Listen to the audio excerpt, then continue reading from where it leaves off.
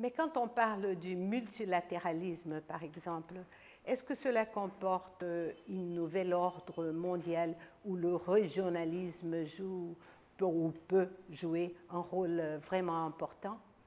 Sans doute, et en même temps,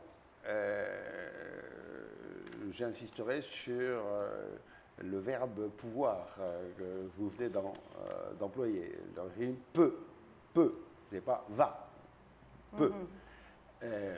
Alors, quand je dis sans doute, c'est que là, s'il est une chose qui est claire, c'est que l'Europe, dans son ensemble, et l'Amérique latine, dans son ensemble, partagent le même point de vue de la nécessité du multilatéralisme.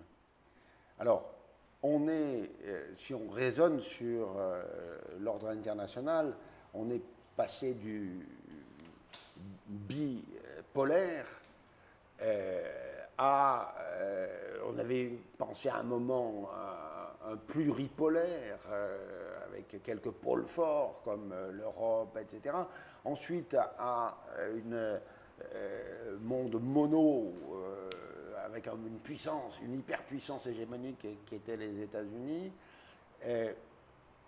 Ce qui est en train de se dessiner aujourd'hui, je crois, c'est une société internationale extrêmement complexe, dans laquelle il y a des acteurs qui sont des acteurs qui ont plus de poids que d'autres, mais dans lesquels il n'y a plus un acteur hégémonique. Et on voit la puissance se déplacer vers l'Asie.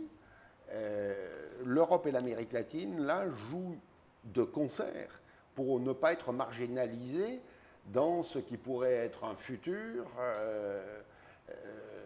dans lequel le dialogue principal serait entre les États-Unis et la Chine, ou Chine plus Japon plus Inde, ça fait beaucoup. Hein, oui.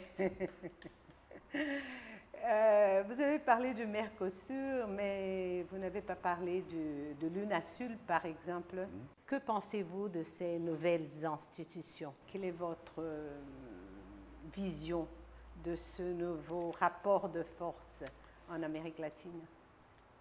J'aurais tendance à dire que je le vois de manière beaucoup plus positive que ne le voient mes amis intellectuels brésiliens. Je suis très frappé de voir qu'au Brésil, il y a une sorte de sentiment assez généralisé qui consiste à dire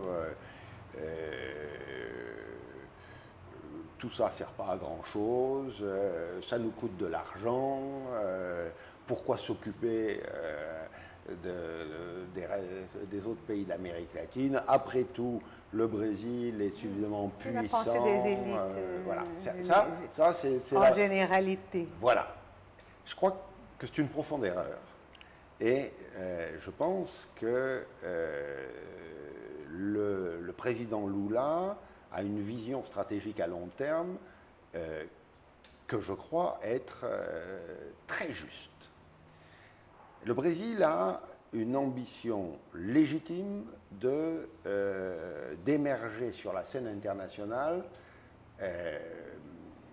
comme l'un des grands du dialogue qui va s'ouvrir demain et qui n'est plus un dialogue, encore une fois, qui est dominé par les États-Unis, etc. Et en termes stratégiques, s'appuyer sur l'ensemble américain, latino-américain, me semble être une nécessité pour le Brésil s'il veut jouer son rôle de puissance qu'il peut légitimement jouer dans ce concert de demain. Et l'UNASUR, pour moi, c'est ça. Et que lorsque l'on crée quelque chose dans lequel on a des pays hyper pauvres ou qui ne pèsent rien avec une puissance aussi forte dans des rapports bilatéraux régionaux que l'est le Brésil, si la grande puissance, le poids lourd, ne sait pas respecter le poids plume, cette stratégie ne pourra pas avoir. C'est-à-dire, c'est une stratégie aussi politique. Bien sûr, avant tout politique. Une intégration politique. Il faut avoir une intégration politique. Peut-être pas aller jusqu'à l'intégration, mais en tout cas avoir des structures suffisamment fortes de concertation dans l'ordre international pour qu'à un moment ou à un autre, l'Amérique latine puisse parler d'une seule voix.